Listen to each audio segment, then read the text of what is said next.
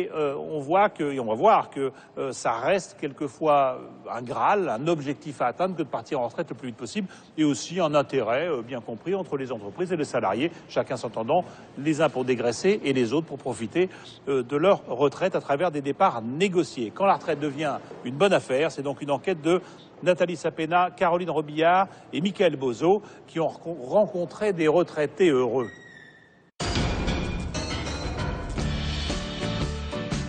On pourrait appeler ça une réunion de privilégiés.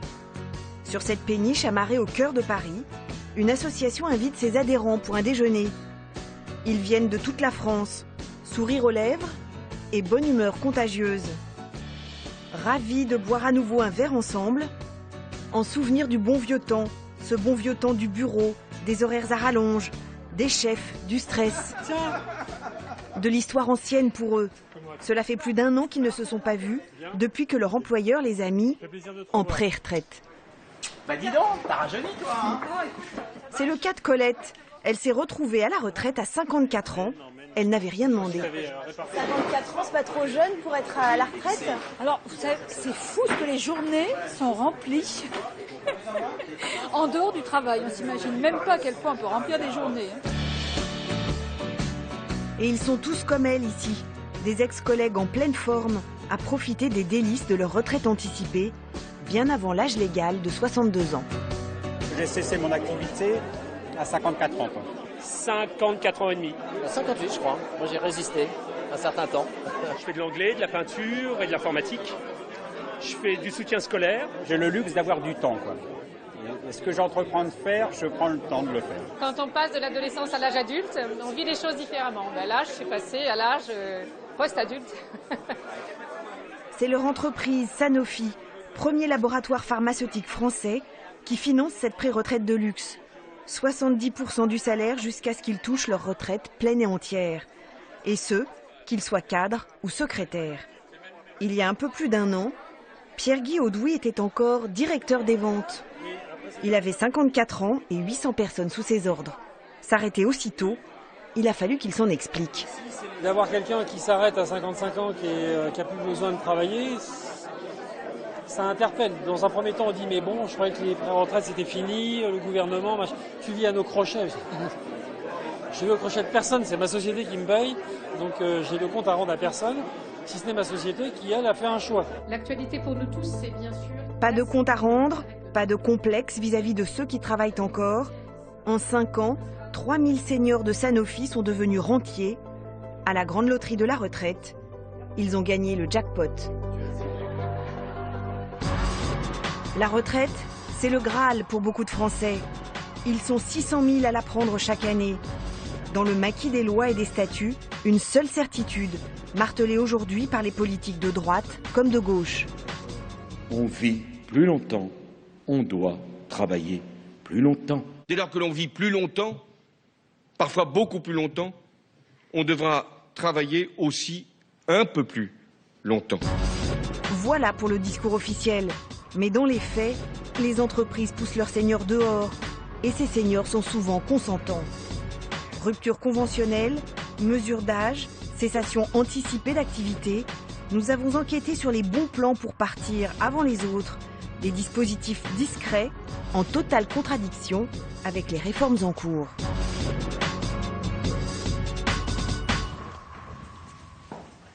Pierre-Guy, l'ex-cadre de Sanofi, a 56 ans. Depuis 18 mois, il profite de sa retraite avant l'heure. Une situation qu'il n'aurait jamais imaginée, lui, le grand cadre boulimique de travail. Après 30 ans de carrière, il lui a fallu décompresser. Là, il pleuvait beaucoup quand même. C'était où ça? Ça, c'est avant Poitiers. Il tombait des trompes d'eau. Pour pouvoir tourner la page, Pierre-Guy s'est lancé un défi. Le pèlerinage de Saint-Jacques-de-Compostelle. 1700 km, 3 mois et demi de marche, seul. Ça, c'est un moment un petit peu particulier, ce qu'on appelle le passage de la croix de fer. Chaque pèlerin qui fait Saint-Jacques-de-Compostelle, en gros, soit un caillou dans sa poche, soit un caillou dans son sac à dos. Et en fait, il y a une espèce de monticule fait de milliers de cailloux de tous les pèlerins qui sont venus déposer leurs cailloux en haut de ce col. Le caillou, c'est le fardeau du pèlerin. Pour Pierre-Guy, c'est Sanofi, son employeur, qui l'a poussé au départ. Car avant le paradis de la pré-retraite, il y a eu le purgatoire du placard. Chez Sanofi, leur idée fixe, c'était de me faire partir.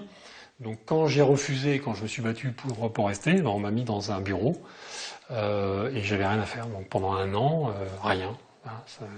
Le seul contact que j'avais, c'était avec la RH qui, une fois par mois, me recevait et me disait « alors t'en es où de ton départ ?» À ce moment-là, je sors des scopes. C'est-à-dire que je ne suis plus invité au comité des managers, je ne reçois plus les revues de presse. Voilà, je n'apparais plus. Le caillou, il est là. Voilà, j'avais besoin de cette expression physique qu'est le chemin pour vider mes cailloux, vider la tête, reformater un petit peu le disque dur en disant il y a d'autres valeurs que celles des 3 dernières années que j'ai vécues et je dois me reconstruire sur autre chose. Sa vie familiale aussi a été bousculée par cette soudaine disponibilité. Avec sa femme, il lui a fallu prendre de nouvelles marques. Anne-Marie a 50 ans et travaille comme cadre dans l'industrie automobile. Pour elle, la retraite n'est pas pour tout de suite. Encore 12 ans de boulot si tout va bien. Vous l'enviez un peu ou... Oui, tout le monde aimerait bien gagner au loto. C'est un peu ça, hein, quand même. C'est quand même ça. Hein, la vraie réalité aussi, le reflet de notre société, c'est que j'ai un mari effectivement qui est pré-retraité et j'ai 2 grands adultes, enfants adultes, qui recherchent un travail et qui n'ont pas, malgré un master tous les 2. Des entreprises d'aujourd'hui, quoi. Oui, tout à fait. Oui, c'est le reflet de la société. Et on vire les vieux, entre guillemets. Alors les jeunes vieux. Hein. Mais pourquoi une entreprise continue-t-elle à payer des salariés à rester chez eux? Et comment s'y prend-elle? Sanofi a fait appel à Siassi Saint-Honoré, des consultants spécialisés du secteur. Bonjour, Nathalie Sapena. Au départ, Sanofi se contente de verser les sommes nécessaires sur un compte. Ensuite, c'est Siassi qui s'occupe de tout. Payer les rentes aux pré-retraités tous les mois, répondre à leurs questions, s'acquitter des cotisations sociales et de la mutuelle. Quel est l'intérêt d'une entreprise de payer ses seniors à ne rien faire? Est-ce qu'elle s'y retrouve financièrement avec ce genre de dispositif? Pourquoi elle fait ça? La pension, plus la protection sociale, plus la taxe, fait qu'aujourd'hui, l'engagement qui va être généré par cette pré-retraite d'entreprise est d'un niveau similaire au montant du salaire que percevait le salarié. Donc l'intérêt financier de l'entreprise, il est quasi inexistant. Après, pourquoi une entreprise va quand même aller dans ce dispositif-là? En licenciement, on se sent, comment dire, entre guillemets, viré de l'entreprise. En pré-retraite, l'entreprise permet aux salariés d'anticiper son départ à la retraite. Psychologiquement, c'est aussi complètement différent. Autrement dit, l'entreprise achète la paix sociale tout en rayant les seniors de ses registres. Une façon habile de réduire sa masse salariale. La direction de Sanofi a refusé nos demandes d'interview. Par mail, elle explique que payer des seniors à ne rien faire permet de créer les conditions d'une nouvelle dynamique de succès et d'améliorer la compétitivité. Une manière de dire que les seniors coûtent cher au laboratoire et rognent des marges pourtant confortables. Sanofi a fait 3 milliards d'euros de bénéfices au premier semestre. Mais tout le monde n'est pas salarié d'une riche société capable de financer des plans aussi généreux. Il existe pourtant d'autres moyens pour partir tôt. À 59 ans, Isabelle a quitté son travail pour une pré-retraite qui ne dit pas son nom. On appelle ça un départ négocié, avec passage par la case Pôle emploi. J'ai le petit stress des enfants, j'imagine, qui rentrent à l'école. Car Isabelle a décidé de se reconvertir. Et ce jour-là, c'est sa rentrée scolaire. Même chose, le coude dans l'aile. Elle commence un CAP de céramique pour monter ensuite son propre atelier. Celle-là ramasse et tire. Je fais tout ce que je peux pour pas rentrer dans le moule du retraité. Rester active, ne pas décrocher, c'est l'objectif d'Isabelle, qui se serait bien vue travailler plus longtemps dans son entreprise. Je pense que j'aurais continué, mais peut-être dans d'autres conditions, c'est-à-dire avec un travail allégé, moins d'horaires de travail. Mais sa direction n'a pas vu les choses de cette façon. À la place, elle lui propose une rupture conventionnelle, c'est-à-dire un licenciement à l'amiable. Pour Isabelle, c'est la fin prématurée de sa carrière, après 20 ans dans la même maison. Mais c'est aussi une délivrance. Les dernières années ont été éprouvantes, entre charges de travail excessives, changement d'équipe de direction et ambiance délétère. Si j'avais poussé un petit peu plus loin, j'étais la parfaite candidate au burn-out. Donc, heureusement, j'ai eu des signes avant-coureurs, des signes physiques de santé qui m'ont fait tirer la sonnette d'alarme. Insomnie chronique et palpitations et poussée de tension. Isabelle va donc accepter la rupture conventionnelle, convaincue par un argument décisif, l'assurance de toucher le chômage. On m'a dit oui, mais quand même, rendez compte, grâce à Pôle emploi, vous avez une couverture qui vous permet d'atteindre la date à laquelle vous partirez en retraite. C'est venu plutôt dans la négociation. Pour moi, c'était assez confortable quand même. Et rassurant. Pour vous faire accepter le départ. Absolument. Est-ce que vous avez le sentiment d'être une privilégiée? Oui, tout à fait. C'est pas si évident que ça de profiter peut-être d'un système. Le système le voilà, une véritable aubaine pour l'entreprise comme pour le salarié. Jean a 58 ans, il est à 3 ans de la retraite. La rupture conventionnelle, pour lui, c'est d'abord une indemnité de licenciement non imposable et nettement plus importante qu'une simple indemnité de départ en retraite. Pour l'employeur, les charges sont réduites. Deuxième avantage, c'est Pôle emploi qui paie pendant les 3 ans qui restent jusqu'à la retraite. Enfin, troisième bonus, presque incroyable celui-là. Si Jean n'a pas tous ses trimestres à 62 ans, c'est encore Pôle emploi qui paiera la différence jusqu'à sa retraite complète. Du gagnant-gagnant, sauf pour l'assurance chômage au bord du gouffre. Ce dispositif, créé il y a 5 ans, devait à l'origine faciliter les ruptures de contrat et assouplir le marché du travail. Je ne pense pas que le législateur, à l'époque, ait imaginé que ce processus pourrait être détourné de sa finalité et servirait en réalité à financer des pré-retraites. Aujourd'hui, les ruptures conventionnelles sont 2 fois plus nombreuses chez les 58-60 ans que chez la moyenne des salariés. Pourtant, la loi avait prévu une protection. L'administration du travail, la directe, chargée de valider chaque rupture conventionnelle. À Paris, c'est 30 000 formulaires déposés ici chaque année. Est-ce que vous avez les moyens de vérifier que la rupture conventionnelle n'est pas une pré-retraite déguisée? Votre question, c'est la fraude. C'est la fraude, le détournement du dispositif. En réalité, sur la masse, les indicateurs dont on dispose ne permettent pas de mesurer une fraude massive et le détournement de la rupture conventionnelle. Un peu embarrassé le directeur, car les indicateurs de l'administration semblent très légers. Jusqu'à l'année dernière, le formulaire ne comportait même pas la date de naissance du salarié. À force de vouloir passer des dossiers, on commence, il y a des choses qui, il y a des indices en fait qui suscitent immédiatement des actions de notre part, quoi. C'est-à-dire est-ce que l'âge, par exemple, c'est quelque chose auquel vous prêtez attention? Alors, il faut savoir que l'âge n'est pas un critère. La rupture conventionnelle n'étant motivée pour rien, par la simple volonté des parties, le libre consentement des parties. L'âge en soi n'est pas un critère de refus à lui tout seul. L'âge n'est donc pas un critère de contrôle. L'an dernier, 94% des ruptures conventionnelles ont été validées par les 5 fonctionnaires de la Directe de Paris. Les seniors vont donc continuer à être renvoyés des entreprises. Cette forme de casse sociale, Pierre Guy, le pré-retraité de Sanofi, a décidé de la conjurer. Bonjour. Il vient de se faire embaucher comme directeur d'une petite association humanitaire, la Fondation Motrice. Sa mission, faire connaître la paralysie cérébrale, une cause trop souvent ignorée. Son statut lui interdit de travailler et de gagner de l'argent. Qu'à cela ne tienne, Pierre Guy est bénévole. Quand j'étais encore en activité chez Sanofi, mon objectif c'était de travailler le plus longtemps possible avec les responsabilités que j'avais, parce que j'y prenais beaucoup de plaisir. Donc voilà, c'est juste normal. Vous êtes heureux ici? Ravi. Dégagé d'une pression de chiffre d'affaires et de business, et par contre extrêmement motivé par à la fois les objectifs que l'on se fixe et par la cause. Pierre Guy, qui était encore il y a peu directeur des ventes du 4e laboratoire mondial, reprend donc ses habits de patron 3 jours par semaine. Il retrouve les joies des réunions, les comités opérationnels comme il les appelle. Quand il débarque dans cette petite association de 3 salariés et d'une dizaine de bénévoles, tout le monde voit en lui l'homme capable de faire décoller la Fondation Motrice.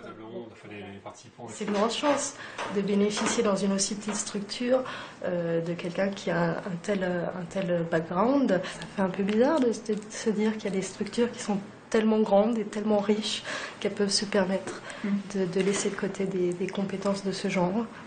On a du mal à comprendre. Pour un pré-retraité, Pierre Guy a devant lui un bel objectif, collecter beaucoup d'argent pour financer beaucoup de chercheurs.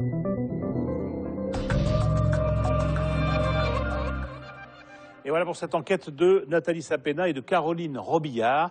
Et on est ici avec vous, Jean-Christophe Sibéras. On est chez Solvay, un des grands de la chimie qui a racheté Rhodia. Vous étiez chez Rhodia avant. Et vous, vous êtes le directeur des ressources humaines France de ce groupe belge Solvay. Et vous êtes surtout président de l'association des DRH de toute la France. C'est ça. Est-ce qu'on ne marche pas un petit peu sur la tête quand on voit ces reportages et qu'on voit que on continue à envoyer en pré-retraite des salariés à 55, 56, 57 ans ça reste la règle?